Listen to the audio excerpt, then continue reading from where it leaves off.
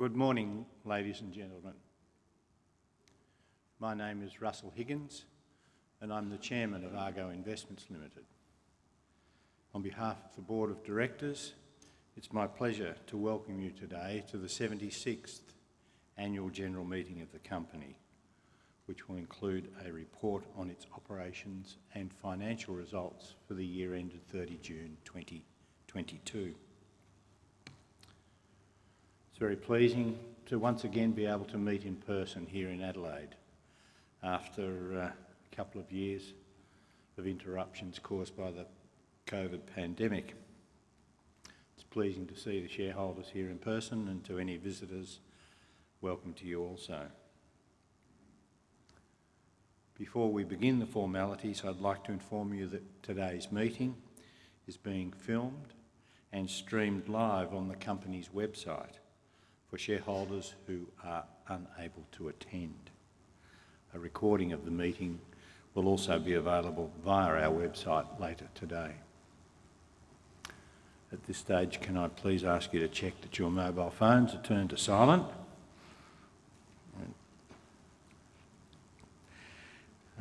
Thank you.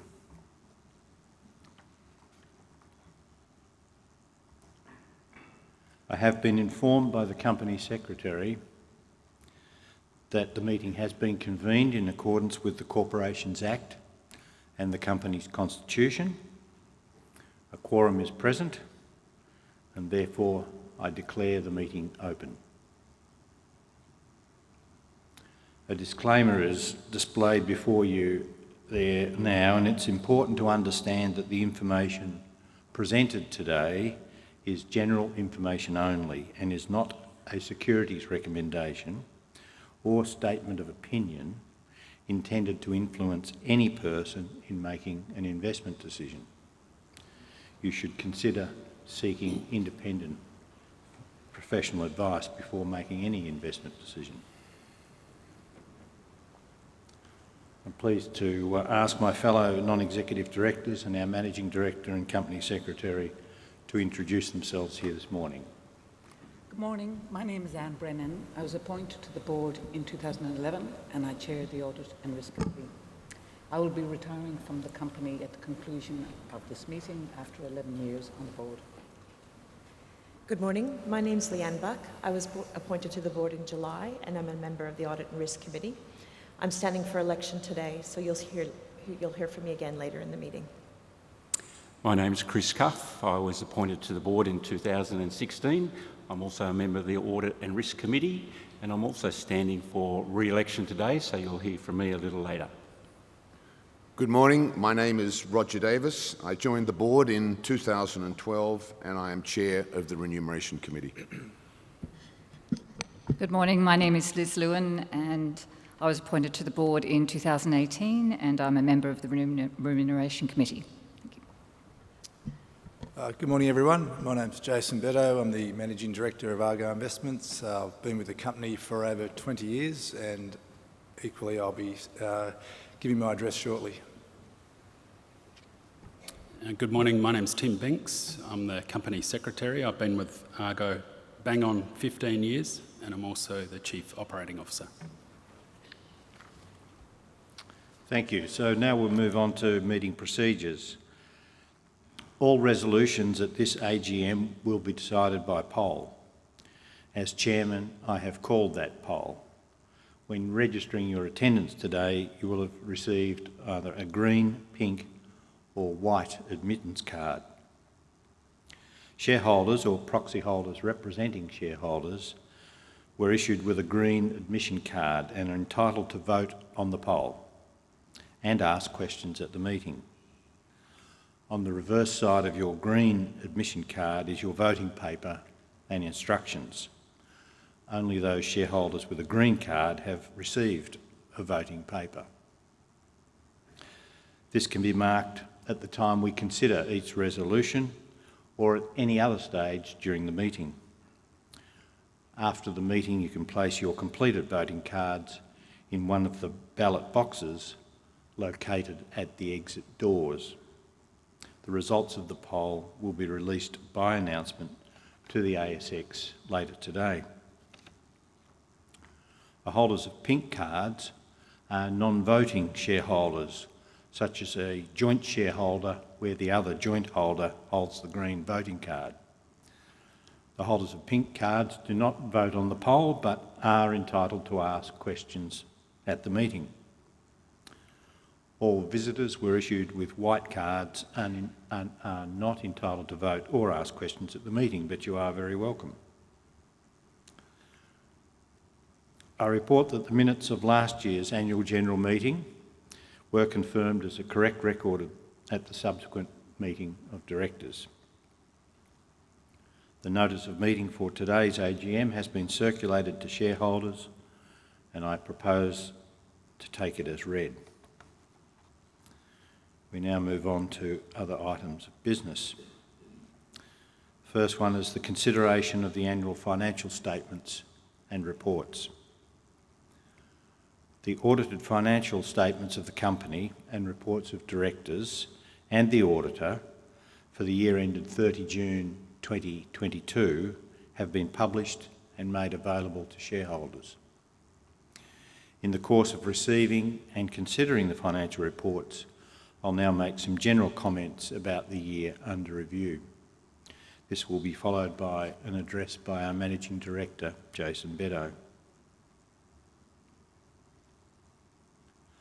During a period of significant share market volatility and challenging economic conditions, Argo's conservative investment philosophy and straightforward business model has again delivered a positive outcome for our shareholders. Argo's profit for the 2022 financial year rose by 79.9% to a record $312.9 million. The significant increase was driven by record dividend income received from companies in the portfolio, with many paying special dividends and considerably higher dividends, including BHP and Rio Tinto. Our profit was bolstered by one-off non-cash items due to the merger of BHP's oil and gas business with Woodside Energy and Tabcorp's demerger of the Lottery Corporation. In August, the board was pleased to declare a final dividend of 17 cents per share, fully franked. Together with the interim dividend of 16 cents per share, shareholders received annual dividends of 33 cents per share, fully franked, which represents an 18% increase on last year. Argo has now paid dividends to our shareholders for 76 consecutive years. Importantly, the annual dividend for the 2022 financial year is equal to the dividend paid in the 2019 financial year, before economies and share markets globally were impacted by the COVID pandemic. The final dividend also includes a record listed investment company or LIC capital gain component of 15 cents per share. This was a result of substantial capital gains being crystallised in the portfolio, most notably due to the takeover of Sydney Airport, which was one of our larger holdings. When Argo makes a capital gain on the sale of a long-term holding in the portfolio, a capital gains tax benefit can be passed on to our shareholders as if they made the investment themselves. Most individual and self-managed superannuation fund shareholders can claim a tax deduction in relation to this gain, in addition to the benefit of franking credits. Argo is one of only a few companies able to provide this benefit to shareholders due to our status as a genuine long-term investor, not a trader. This is a key benefit of Argo and distinguishes us from managed investment funds and many other LICs. You can find more details on your dividend statement or refer to the dividends section of the Shareholder Centre on our website. Now turn to our investment performance. During a period of significant volatility, driven largely by macroeconomic headwinds, Argo's portfolio of quality Australian listed companies proved resilient over the 2022 financial year. We received record dividend income and outperformed the Australian share market by 4.2%. Our investment performance, as measured by net tangible assets, or NTA, after management costs, was a negative 2.3% as compared to the S&P/ASX 200 accumulation index return of negative 6.5%. This strong relative performance reflects Argo's conservative investment philosophy and consistent focus on company fundamentals, including profitability. Our disciplined approach ensured we avoided companies and sectors with inflated valuations, including many expensive technology stocks and speculative mining companies. Our Managing Director, Jason Beddoe, will discuss the portfolio in more detail shortly. For the 12 months to 30 June 2022, Argo's total shareholder return, that is, the share price performance plus dividends, was plus 1.6%, an impressive 8.1% of the Australian share market. Including the benefit of franking credits, the return was even larger at plus 3%.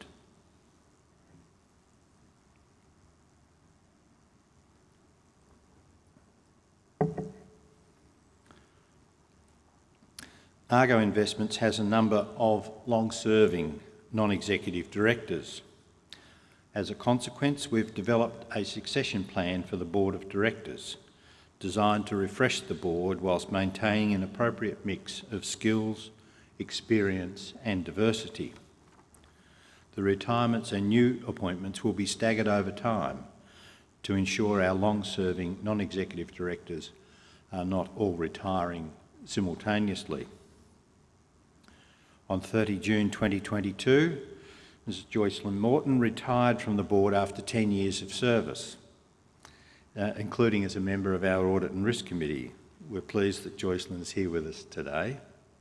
Joycelyn's strong financial acumen, hard work and team-first approach was of great value to the board. She played an instrumental role when Argo established a new listed investment company, Argo Global Listed Infrastructure. She became a founding director of that company in 2015 and continues to serve on the board.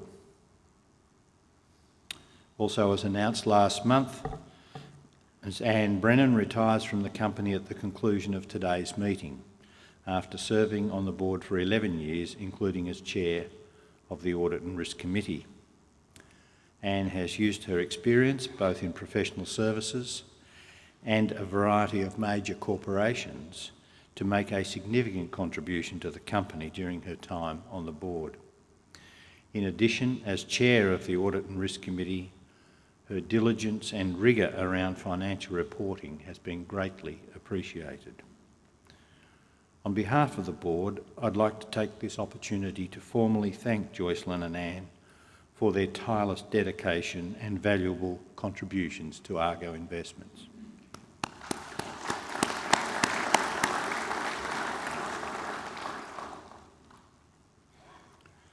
Following an external search process, Ms. Leanne Buck was appointed as an independent non-executive director with effect from 1 July 2022. I'm pleased to introduce Leanne to the shareholders today. She's an experienced company director with relevant industry experience and more than 20 years in Australian and global investment markets. We'll hear from Leanne later today. I now turn to environmental, social and governance issues. Consideration of environmental, social and corporate governance, or ESG factors, has never been more important when investing and has been getting a lot of attention lately. Over many decades of investing, Argo appreciates that a business's long-term financial sustainability is dependent on how ESG opportunities and risks are managed. Therefore, an assessment of these factors forms an inherent part of Argo's investment approach. Our analysis focuses on identifying potential liabilities and opportunities that can fundamentally influence a company's long-term value and return to shareholders. For interested shareholders, further details about Argo's ESG integration, including our recently updated ESG investment statement, can be found on our website in the How We Invest section. From time to time, we're also asked about Argo's own ESG credentials. As a listed company, we take these matters seriously. We meet all the governance standards required and have instituted policies regarding diversity and inclusion. It's worth noting that Argo's environmental footprint is minimal. Our operations consist of only 2 small offices with just 13 full-time equivalent staff. We recycle where possible and minimise printing and travel. I now want to make a few remarks about the outlook. When I addressed last year's AGM, investment conditions were relatively benign, notwithstanding some ongoing COVID-related economic challenges and restrictions. Investors were generally optimistic. Massive stimulus measures remained in place and interest rates were at historical lows. At the time, I observed that unwinding the extraordinary fiscal and monetary stimulus would pose a challenge and that the pathway out represented a risk to the outlook and could be a source of some volatility. In the intervening period, governments began withdrawing stimulus and central banks commenced aggressively raising interest rates in an effort to combat surging inflation. These challenges have been compounded by Russia's invasion of Ukraine, which has driven up energy prices and further hampered supply chains, still recovering from COVID disruptions. In addition, China's COVID-0 policy, encompassing lockdowns, is having a significant negative impact on the Chinese economy. In general, markets are reacting negatively to these factors. The outlook remains heavily contingent on the ability of governments and central banks to carefully manage policy settings, walking a fine line so as not to fuel inflation nor lead their economies into recession. The geopolitical factors previously mentioned also contribute and continue to impact on the economic outlook. In my view, there are more risks than normal in the outlook for major economies in the year ahead. In these uncertain times, I want to reassure shareholders that we will continue to apply Argo's business model to the best of our ability. Argo has weathered numerous disruptive events and navigated through different market cycles for more than 75 years. Argo's business model remains resilient, with a strong balance sheet, no debt, and a diversified portfolio of blue-chip companies. We remain focused on fundamentals and consistently applying our investment approach when investing our shareholders' capital. I'd like to conclude by thanking our Managing Director, Jason Beddow, and the dedicated Argo team for their continuing hard work during what has been a really trying time. I'd also like to thank my fellow board members for their valuable contributions to the company over the last 12 months. And importantly, on behalf of the board, I sincerely thank you, our loyal shareholders, and to our new shareholders, welcome to Argo. I now call upon Jason to provide his Managing Director's address. Thank you.